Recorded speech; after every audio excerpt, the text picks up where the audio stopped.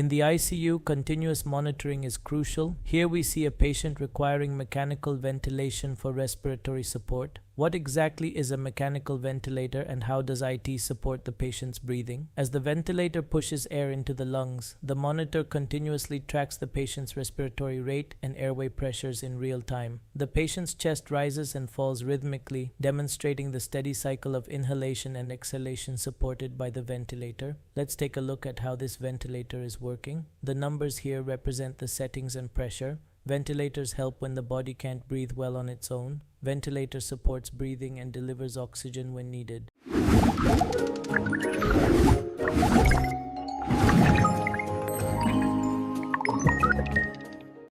Like in pneumonia, lungs become inflamed and fill with fluid, preventing oxygen absorption.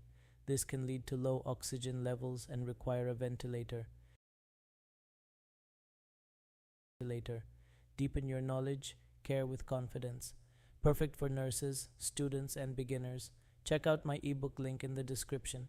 Start your 30-day learning journey today.